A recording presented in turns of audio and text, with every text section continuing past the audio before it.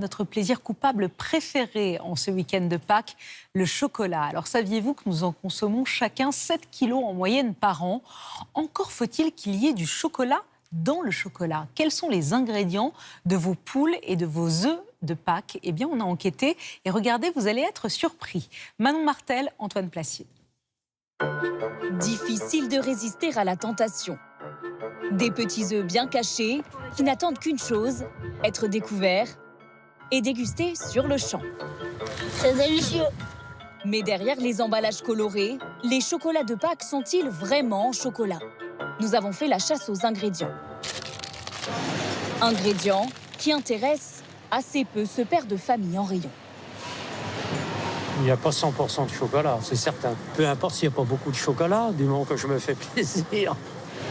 Même son de cloche à quelques mètres. C'est des marques qu'on connaît, c'est des marques qu'on aime, donc quand c'est bon, c'est vraiment bon. C'est pas toujours la composition parfaite, mais pour pas qu'on peut se faire plaisir un peu, quoi. Un plaisir très sucré. Sur l'emballage, l'ordre des ingrédients est un bon indice. Plus il est haut, plus sa quantité est importante. Souvent en première position, le sucre, bien avant le cacao parfois. Les proportions, elles, ne sont pas toujours indiquées. Nous avons donc apporté plusieurs produits starins chimistes capables de nous éclairer sur leur composition. Et voilà. Merci beaucoup. Un vrai chocolat au lait contient minimum 25% de cacao. C'est du pays alpin. Ça, c'est du chocolat. Il y a peu d'ingrédients et c'est marqué cacao 30% minimum.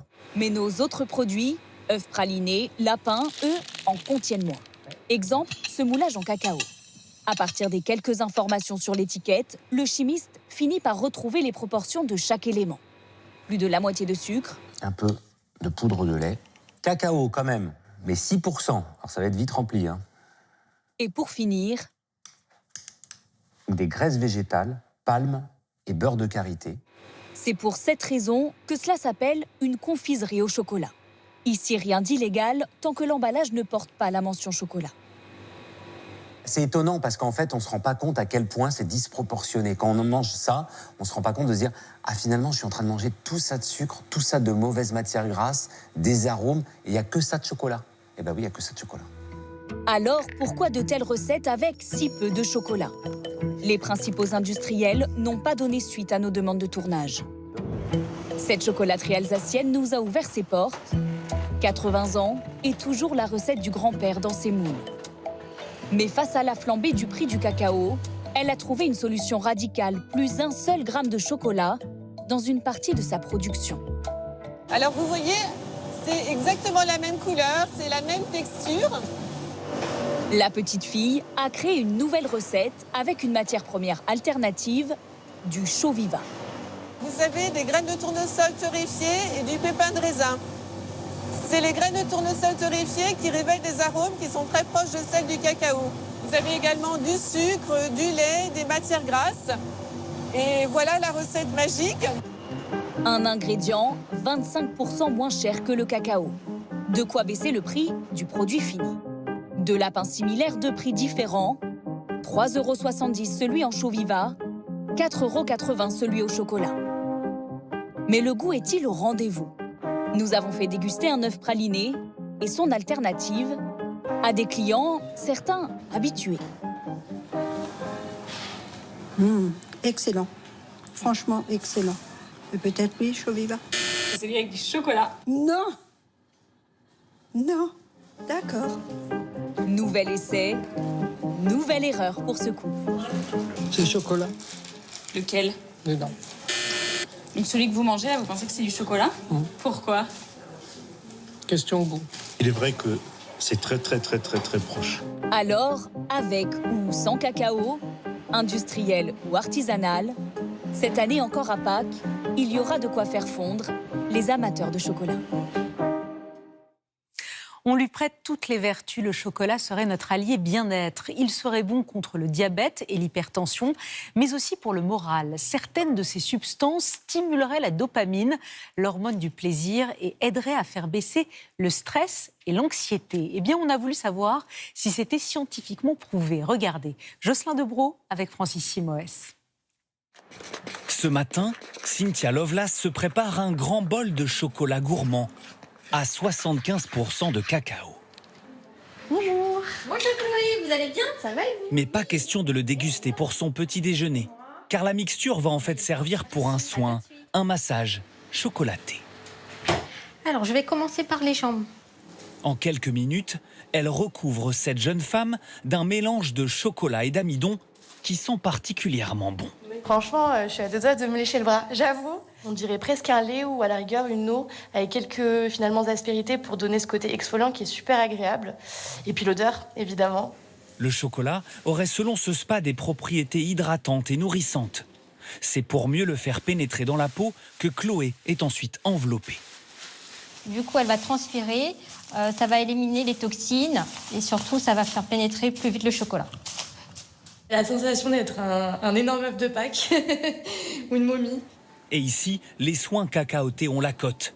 25% du chiffre d'affaires de cet établissement. Car le chocolat est souvent synonyme de bien-être. Pas un mois sans qu'un de ses bienfaits supposés soit mis en lumière. Il augmenterait l'activité cérébrale, serait bon contre la toux, bon pour la mémoire, le cœur ou encore même contre les rides.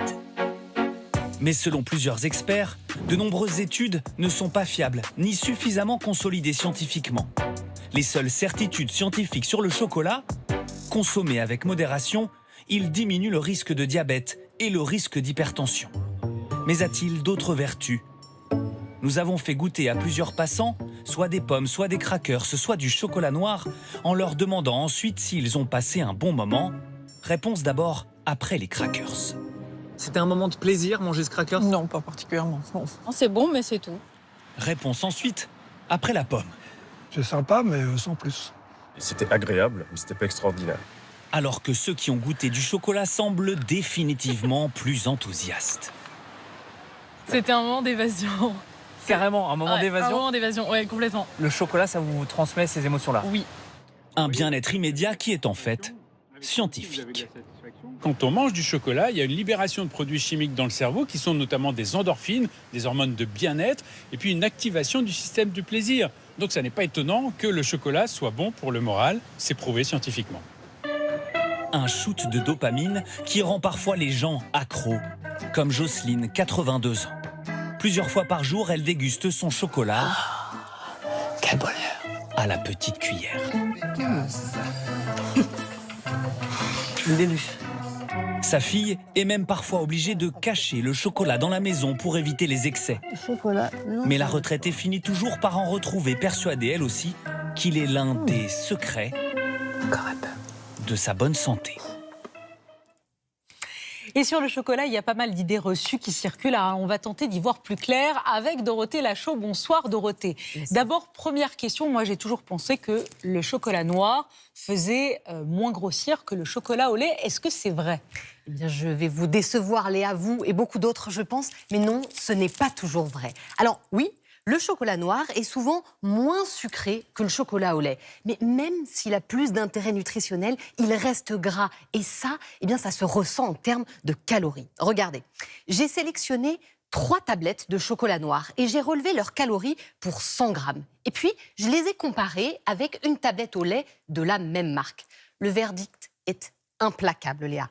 À chaque fois, dans notre test, la tablette de chocolat noir est plus calorique que celle au lait. Incroyable, mais vrai. C'est complètement incroyable. Là, c'est un mythe qui s'effondre et je suis sûre qu'il y a beaucoup de gens qui s'empressent de manger toute la journée du chocolat noir pensant que ça fait pas grossir. Eh ben, c'est raté. Est-ce que, autre question, est-ce que le chocolat blanc, c'est du vrai chocolat ? Alors, pour avoir le droit de s'appeler chocolat blanc, il doit contenir au moins 20% de beurre de cacao. Mais à l'origine, c'est surtout en fait une invention marketing. En fait, dans les années 30, les industriels se sont retrouvés avec un énorme stock de beurre de cacao inutilisé. Donc pour les couler, ils ont rajouté du sucre, du lait en poudre, ils l'ont coulé dans un moule de tablette. Le tour était joué. Et puis dernière question sur les tablettes, on voit souvent marqué à consommer avant. Est-ce que il faut suivre la date ou on peut consommer bien après la date indiquée ? On n'est pas obligé de s'y tenir. Comme le sucre, comme le miel, si elle est bien conservée, une tablette de chocolat classique ne périme pas. Elle risque juste d'avoir un petit peu moins de goût. Et pas d'inquiétude si elle est un petit peu blanchie, c'est simplement le sucre qui a cristallisé. Alors quand même, attention, peu importe le chocolat, mais c'est toujours à consommer avec modération. La règle des nutritionnistes, c'est 1 ou 2 carrés par jour grand maximum. Je ne vais pas m'en remettre, moi, du chocolat noir. Merci beaucoup à vous et bon week-end de Pâques. Si tout n'est pas bon dans le chocolat, en tout cas, tout peut être très beau. Pour nous faire fondre à Pâques, les artisans chocolatiers nous en mettent plein la vue en transformant le chocolat en véritable œuvre d'art. Et sur les réseaux sociaux, ils font des millions de vues avec leurs créations. On a rencontré notamment Patrick Roger qui a confectionné pour le 20h, vous allez le voir, une impressionnante tortue en chocolat. Laetitia Legendre, Mathieu Drejoux. Elle parade dans les vitrines, imposante, extravagante. Les créations choc de Patrick Roger. 200 sculptures, rien que l'an dernier, dont ses petites protégées. Ça, c'est la tête de la tortue, à ce format. Donc, je lui ai mis un corps. Des tortues Hermann en chocolat qu'il réalise en quelques heures seulement. Alors, celle-ci, bien sûr, elle se mange. Là, elle part pour être mangée. Mais c'est très... Ça vous fait pas un peu mal au cœur? Un peu. Mais je me suis aperçu que les enfants n'avaient pas trop de problèmes. Souvent, eux, ils arrivent, paf. Voilà. Ils vont casser le truc et puis ça démarre comme ça. Sculpter le chocolat, c'est lutter contre le temps. Mais il faut s'affoler. Apprivoiser aussi les températures et une matière parmi les plus difficiles à travailler. Un défi depuis 30 ans pour ce meilleur ouvrier de France. Ce n'est pas du tout facile. Du tout. Dès qu'on fait du volume, ça a énormément de contraintes. Elle est imprévisible. La tortue, quand je la fais massive, elle fait environ 100 kilos. Et je pense qu'il faut être habité aussi pour faire ça. C'est quelque chose de... Sans doute. Et il n'est pas le seul. Sur les réseaux sociaux, les chocolatiers et sculpteurs rivalisent d'imagination pour leur création. De quoi faire rêver les gourmands qui veulent tenter l'exploit de dompter le chocolat. Il faut qu'on redescende à 30 degrés. En s'inspirant des vidéos des grands chefs. C'est incroyable, ils font des choses superbes et à la fin, ça ressemble même pas du chocolat. C'est très satisfaisant à regarder. Vraiment, le côté perfection du truc, moi j'aime beaucoup. De la précision. Et tu peux retourner. Super. Tout un savoir-faire pour ses petites mains, même pour réaliser un simple lapin en chocolat. C'est bon. Je suis assez fière. Trop bon. Il y a 20 ans, le chocolat, on en parlait beaucoup moins, voilà. Donc aujourd'hui, on a élevé le chocolat au niveau de l'art. Et en fait, cet art-là, en fait, finalement, ça l'a amené dans l'excellence. Cette année, l'excellence pour Patrick Roger, ce sont ces hérissons et des poules un peu punk pour Pâques. Cette couleur, c'est juste dû au beurre de cacao. C'est une saison que j'adore parce qu'on peut s'exprimer. Je viens pas travailler, moi. C'est un jeu. Près de 40 000 chocolats sortent ainsi de son atelier, rien que pour les fêtes de Pâques.